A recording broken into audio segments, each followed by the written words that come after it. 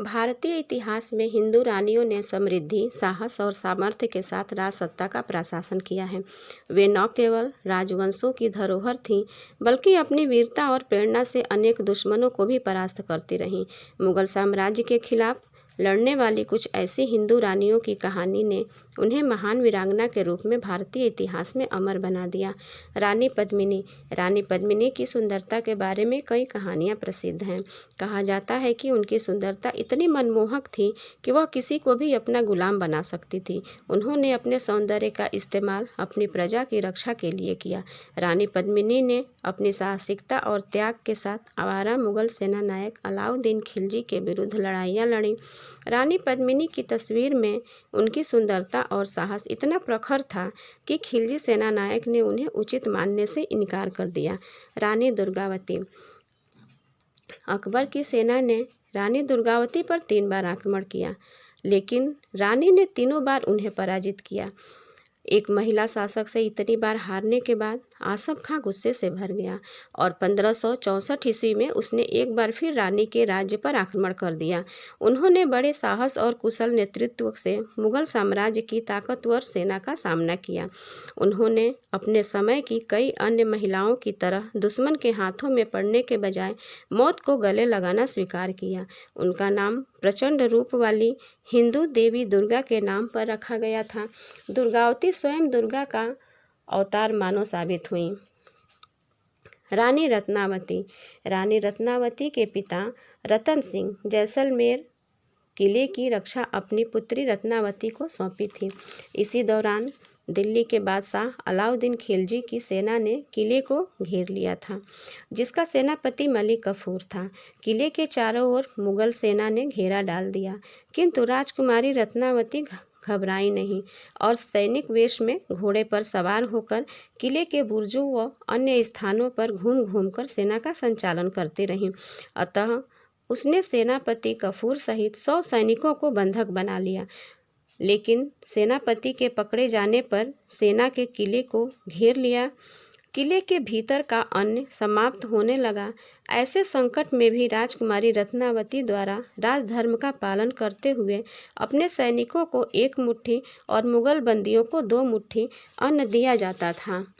अलाउद्दीन खिलजी को जब यह पता चला कि जैसलमेर में सेनापति कैद हैं और किले को जीतने की आशा नहीं है, तो उसने महारावल रतन सिंह के पास संधि का प्रस्ताव भेजा।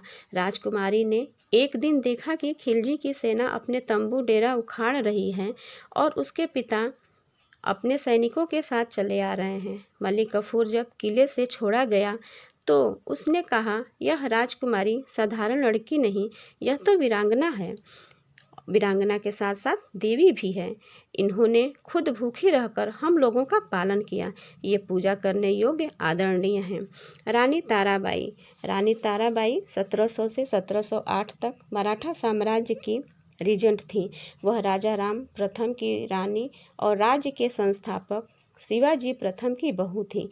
इनका जन्म 1675 में हुआ था और इनकी मृत्यु 9 दिसंबर 1761 में। महारानी ताराबाई का पूरा नाम ताराबाई भोसले था। उन्हें तारा रानी और तराऊ के नाम से भी जाना जाता था।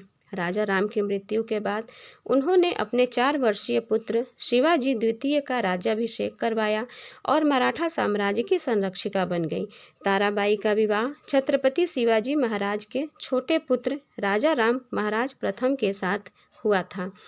राजा राम 1689 से लेकर 1700 तक थे। 1700 में उनकी मृत्यु हो जाने के पश्चात ताराबाई मराठा साम्राज्य की संरक्षिका बनी और उन्होंने शिवाजी द्वितीय को मराठा साम्राज्य का छत्रपति घोषित किया और एक संरक्षिका के रूप में मराठा साम्राज्य को चलाने लगी। उस वक्त शिवाजी द्वितीय मात्र 4 वर्ष के थे। 1700 से लेकर 1708 ईस्वी तक मराठा साम्राज्य की संरक्षिका थी। उन्होंने औरंगजेब को बराबर की टक्कर दी और उन्होंने 8 सालों तक अकेले दम पर मुगलों से टक्कर ली और कई सरदारों को एक करके वापस मराठा साम्राज्य को बनाने के लिए बहुत ही महत्वपूर्ण भूमिका निभाई। औरंगजेब को जब यह एहसास हुआ कि वह एक हारी हुई लड़ाई लड़ रहा है। तब औरंगजेब, जो मराठा साम्राज्य को कुचलने की कसम खाकर दक्कन में आया था, उसने दक्कन में ही आखिरी सांस ली। तो ये थी भारत की हिंदू रानियां, जिन्होंने अपने साहस, वीरता और प्रेरणा से मुगलों के खिलाफ लड़ाई लड़ते हुए उन्हें परास्त किया। उनके वीरता और साहस की कथाएं आज भी हमारे इतिहास में गौरवशाली अध्याय बनी हुई हैं, जो हमें प्रेरित करती हैं और साहसी बनाती हैं। उन्होंने दिखाया कि नारी शक्ति का कोई सीमा नहीं होता और वह न केवल अपने परिवार और साम्राज्य के लिए बल्कि राष्ट्र के लिए भी अपने प्राणों का बलिदान देने के लिए तैयार होती हैं। हिंदू रानियों के इतिहास में उनके योगदान को समर्थ